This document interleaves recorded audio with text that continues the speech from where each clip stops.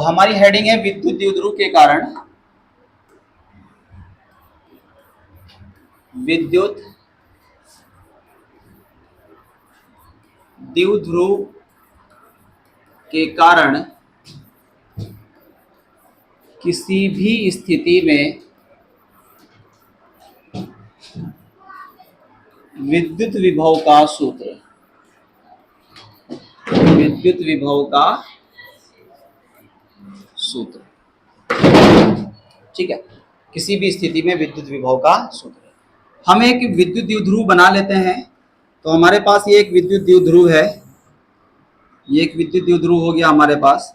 इसके एक सिरे पर यहाँ A पर -q आवेश है और इसके दूसरे सिरे पर B सिरे पर +q आवेश है।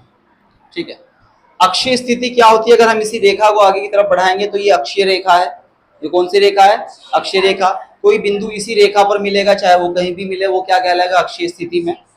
और जो इस अक्ष के लंबवत इसके मध्य बिंदु पर जो रेखा खींची जाएगी वो उसके क्या कहलाएगी? निरक्षीय रेखा। क्या कहलाएगी?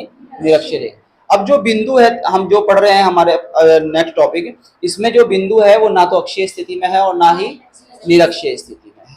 ये मान लो इसका मध्य बिंदु है O, और इस मध्य बिंदु O से, इस मध्य बिंदु O से जो वो बिंदु है वो मान लो यहाँ कहीं है x डिस्टेंस पर, वो यहाँ कहीं है x डिस्टेंस पर बिंदु P। इस बिंदु P पर हमें इस द्विध्रुव के कारण विद्युत विभव ज्ञात करना है। देखिए, ना तो ये जो बिंदु P है ना तो अक्षीय स्थिति में है और ना ही निरक्षीय स्थिति में है। हम क्या करेंगे? इस बिंदु आवेश के कारण अलग विभव निकालना पड़ेगा और इस बिंदु आवेश के कारण अलग विभव निकालना पड़ेगा। तो इस बिंदु को उस बिंदु से मिलाएंगे, इस बिंदु को भी उस बिंदु से हम मिला देंगे। ठीक है, चलिए इन दोनों को मिला देते हैं। तो इस बिंदु को जब हमने इससे मिलाया तो ये मिल गया इससे, ठीक, और इस बिंदु को फिर हम इसको इससे मिलाएंगे तो ये बिंदु इससे मिल गया। ठीक है, ये एंगल मान लेते हैं हमारे पास, ये एंगल, ये जो एंगल है ये थीटा है। कितना एंगल है? ये थीटा एंगल है। अब देखिए भाई, इस बिंदु से यहाँ तक की जो डिस्टेंस है ये तो हमें पता है r है। ये डिस्टेंस तो हमें पता है, ये पूरी की पूरी डिस्टेंस यहाँ तक कितनी है? ये r। ठीक है, ये डिस्टेंस आपकी कितनी है? यहाँ तक की ये डिस्टेंस जो है ये r डिस्टेंस है। लेकिन आप हमें दूरी कौन सी चाहिए? एक डिस्टेंस ये चाहिए और दूसरी डिस्टेंस ये चाहिए। ये तो हमारे पास नहीं है। हमारे पास क्या है? ये वाली डिस्टेंस है। तो ये वाली डिस्टेंस निकालने के लिए क्या करेंगे? हम यहाँ पर एक लंब डाल देंगे। यहाँ पर क्या करेंगे? एक लंब डाल देंगे और इसका नाम रख देंगे हम C। इसका नाम हम क्या रख देंगे? C। तो ये जो दूरी आएगी PB, ये PC के इक्वल होगी। जो PB दूरी होगी वो किसके इक्वल होगी? PC के इक्वल होगी। ऐसे ही इस वाली लाइन को हम आगे की तरफ ड्रॉ बढ़ाएंगे। तो इस वाली लाइन को जब आगे की तरफ बढ़ाएंगे, यहाँ से एक लंब डालेंगे ऐसे, यहाँ से हमने एक लंब डाल दिया ऐसे और इसको पीछे की तरफ बढ़ा दिया। तो जहाँ पर इन्होंने काटा ये दूरी, इसको नाम दे दिया हमने D, और ये हो गया एक दूसरे पर लंब। ये हमने क्या डाल दिया? इन पर लंब डाल दिया। अब जो ये वाली डिस्टेंस है, ये वाली कौन से वाली? ये वाली जो डिस्टेंस है PA, वो किसके इक्वल हो जाएगी? PD के। PA किसके इक्वल हो जाएगी? PD। अब PD निकलेगी कैसे? देखो, हमारे पास ये डिस्टेंस है यहाँ से यहाँ तक पूरी R है, पता है हमें ये डिस्टेंस कितनी है? पूरी R। तो मैं, ये थोड़ा घिचपिच सा लग रहा है, मैं इसको हटा देता हूँ यहाँ से। अगर हम क्या करें कि ये पूरी डिस्टेंस P से ले तक O तक की हमारे पास R है, इसमें से ये वाली डिस्टेंस माइनस कर दें तो ये वाली डिस्टेंस बच जाएगी। बचेगी कि नहीं बचेगी? ऐसे ही हम क्या करें, यहां से यहां तक की डिस्टेंस तो हमें पता है R है, इसमें ये वाली डिस्टेंस और ऐड कर दें तो हमारे पास ये पूरी डिस्टेंस मिल जाएगी। तो यानी कि हमें ये वाली डिस्टेंस और पहले ये वाली डिस्टेंस फाइंड करनी है। ठीक, ये एंगल थीटा है तो ये एंगल भी थीटा होगा। बताइए कौन सा कोण है? शीर्षाभिमुख कोण। कौन सा कोण है ये? शीर्षाभिमुख कोण आपस में बराबर होते हैं। ठीक है, चलिए इसको करते हैं हम। देखिए, हम लेते हैं त्रिभुज BOC में, त्रिभुज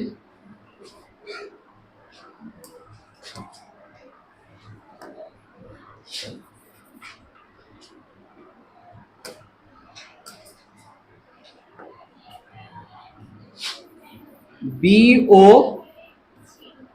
सी में। कौन से त्रिभुज में? त्रिभुज बी ओ सी में। हमारे पास ये वाली डिस्टेंस पता है, ये क्या है? एल। ये क्या है?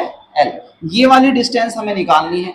ये इस त्रिभुज में ये वाली जो भुजा है, ये बताइए कर्ण है या आधार है? आधार नहीं, ये कर्ण है। क्यों?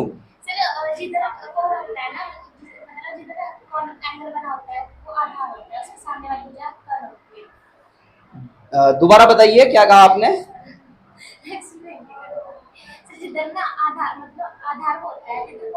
तो कोण ही तो बना हुआ है इधर से, इधर कोण ही तो बना हुआ है। आपकी डेफिनेशन के हिसाब से आधार होना चाहिए।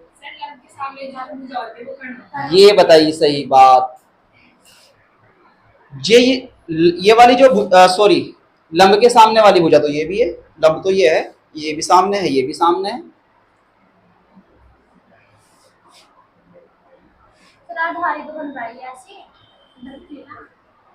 हमारे दिमाग में बहुत बड़ी गलत फहमी है ये आधार को लेकर के। ठीक है, आधार समझते हैं हम जो सबसे नीचे की भुजा होती है, आधार हम उसको समझते हैं। आधार सबसे नीचे की भुजा नाम की कोई चीज, किसी चीज को आधार नहीं कहते। आधार होता है आपका, आधार तो बची हुई भुजा है एक तरीके। कौन सी भुजा है? बची हुई भुजा है। कौन सी बची हुई भुजा? दो हमारे पास जो शर्तें हैं वो दो हैं, दो कंडीशन है। किस किस की कंडीशन है? हमारे पास विकर्ण की कंडीशन है, यानी कि कर्ण की कंडीशन है, सॉरी कर्ण की कंडीशन है। दूसरी कंडीशन किसकी है? लंब की। लंब की कंडीशन क्या है? जो एंगल हमें दे रखा है उसके सामने की भुजा लंब होती है। उसके सामने की भुजा क्या है? लंब। यहां पर ये थीटा है, थीटा के सामने की भुजा ये, तो ये क्या है? लंब। क्या है? लंब। तो फिर कर्ण कौन सा है? अभी दो बची, इनमें से कर्ण कौन सा है? जो हमें 90 डिग्री का एंगल दे रखा है, समकोण, उसके सामने की भुजा कर्ण है। समकोण के सामने की भुजा कर्ण होती है।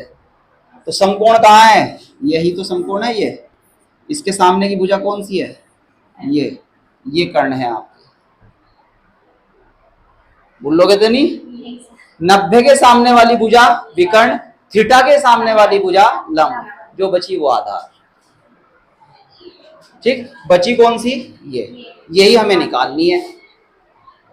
ये वाली भुजा निकालनी है ना हमें। ये हमें दे रखी है एल, ये हमें निकालनी है। कौन सा ट्रिग्नोमेट्रिक फंक्शन लगेगा? कर्ण निकालना है, आधार, सॉरी कर्ण दे रखा है, आधार निकालना है। आधार और कर्ण में संबंध कौन सा ट्रिग्नोमेट्रिक फंक्शन बताता है?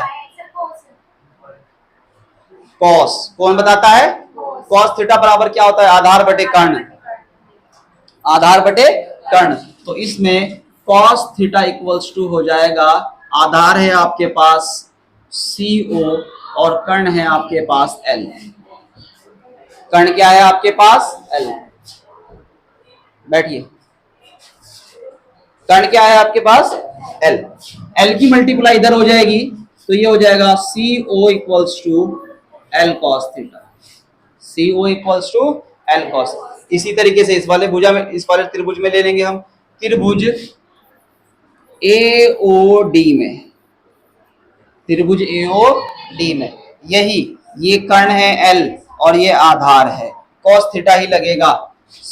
cos theta equals to DO upon L।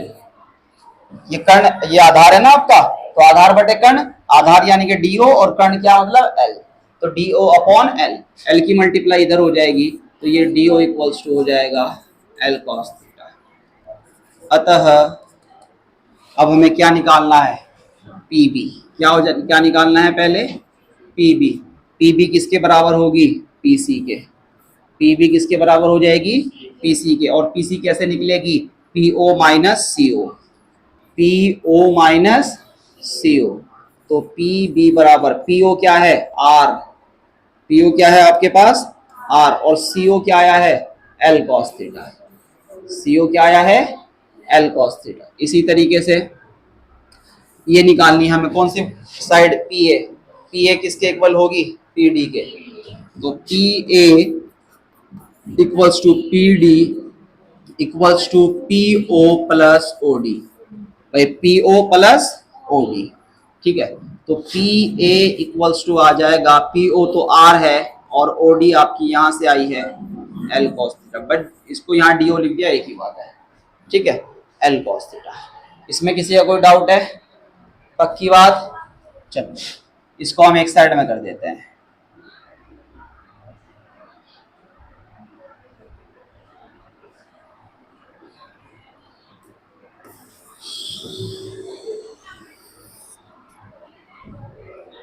दिख रहा है ना? चलो भाई यहां को चला जाता एक तरफ, लीजिए। तो हम जैसे पहले निकाल रहे थे वैसे ही फाइंड करेंगे। पहले माइनस क्यू आवेश के कारण, फिर प्लस क्यू आवेश के कारण, फिर दोनों को उठा करके ऐड कर देंगे। तो हम लिखेंगे माइनस क्यू आवेश के कारण बिंदु P पर विभव, बिंदु P पर विभव V A equals to 1/4 pi epsilon naught minus Q upon, कितनी डिस्टेंस है बीच की? P A. कितनी डिस्टेंस है? पी ए, तो अपॉन में लिख देंगे पी ए। तो वी ए इक्वल्स टू, ये माइनस आगे लिख लेंगे, 1/4 pi epsilon naught Q upon, P A कितना आया आपके पास वहां से? R plus L cos theta, तो ये हो जाएगा R plus L cos theta. कोई डाउट? ठीक, ऐसे ही प्लस क्यू आवेश के कारण, प्लस क्यू आवेश के कारण, बेटे मार मार के ना सुअर बना दूंगा।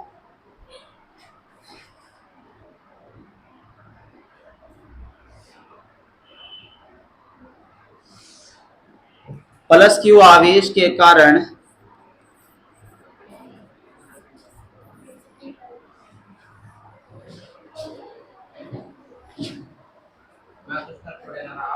बोलना नहीं,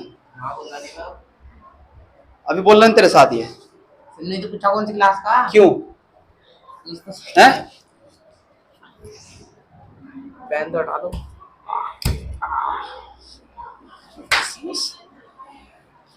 कॉपी दे, चल जा तू वहीं जा, अपनी क्लास वहीं बैठ तो जाके।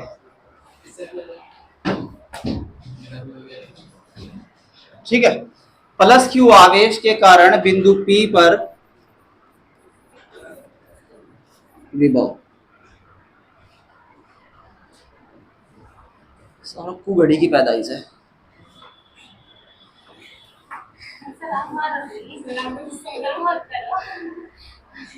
ठीक है, तो प्लस क्यू आवेश के कारण विद्युत विभव क्या हो जाएगा? V B equals to 1/4 pi epsilon not into Q upon P B, Q upon P B. तो ये हो जाएगा V B equals to 1/4 pi epsilon not into Q upon P B, कितना है आपके पास? R minus L cos theta. ठीक है, तो अब बिंदु P पर विद्युत विभव निकाल देंगे।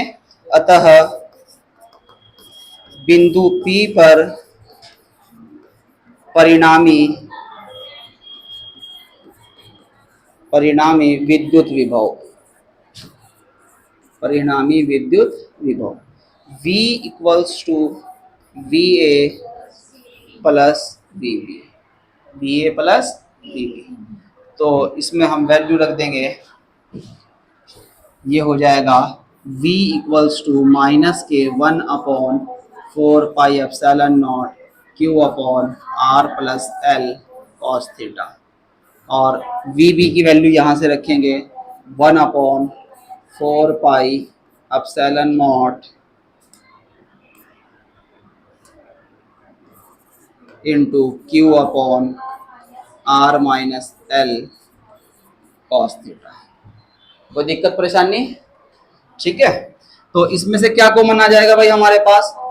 ऊपर से Q कॉमन आएगा, नीचे से 4 पाई एप्सिलॉन नॉट कॉमन आएगा और यहाँ बचेगा -1 r plus L cos theta plus इधर क्या बचेगा ऊपर 1 और नीचे बचेगा r minus L cos theta. ठीक है। अच्छा, तो ये देखिए v equals to q upon 4 pi epsilon naught, इनका एलसीएम ले लीजिए, एलसीएम यही आएगा r plus L cos theta into r minus L cos theta, ये आ गया इनका एलसीएम। इसकी मल्टीप्लाई इधर, इसकी इधर, तो ये हो जाएगा minus r minus L cos theta plus इसके इधर r plus L cos theta. कोई डाउट इसमें? चलिए देखिए भाई, ये हो जाएगा आपका v equals to q upon 4 pi epsilon not into a plus B into A minus B. किसका फॉर्मूला बन रहा है? A square minus B square. ये हो जाएगा R square minus L square cos square theta.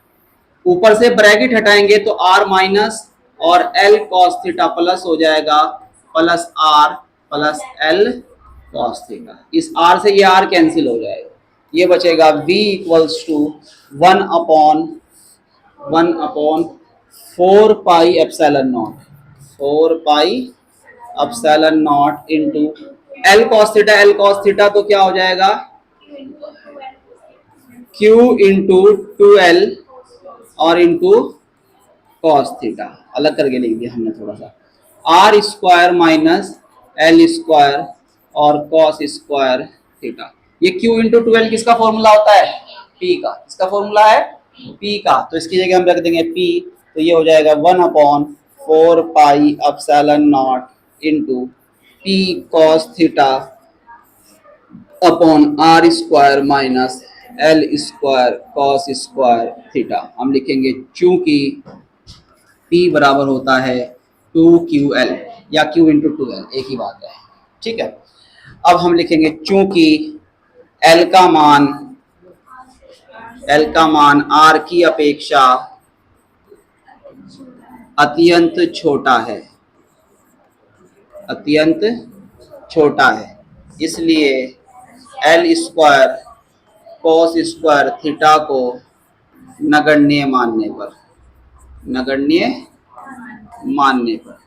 तो जब इसे नगण्य मान लेंगे v इक्वल्स टू हो जाएगा 1 upon 4 pi epsilon not into p cos theta upon R square. यही विद्युत क्षेत्र, विद्युत द्विध्रुव की किसी भी स्थिति में विद्युत विभव का सूत्र है। ठीक है। नगण्य का मतलब होता है जैसे आपने एक छोटा बच्चा अपनी गोद में ले रखा है और वो आपके चांटा मार दे तो आप उसके पलट के चांटा नहीं मारोगे। ठीक है। क्यों नहीं मारोगे आप उसके पलट के चांटा? क्योंकि जो उसने आपके चांटा मारा है उसकी चांटे की जो चोट है वो आपके लिए नगण्य है। ठीक है नहीं? ऐसे ही तो उसको आप क्या छोड़ो, कुछ नहीं है, छोड़ दो इसके। इसलिए हम इसको, इसकी जो L जो होता है वो R की कंपेयर में बहुत ज़्यादा छोटा होता है, तो इसलिए ये सिर्फ कैलकुलेशन को ही हमारी मुश्किल करेगा, फर्क कुछ इसमें डालने वाला नहीं है, हम इसको छोड़ देते हैं। ठीक है।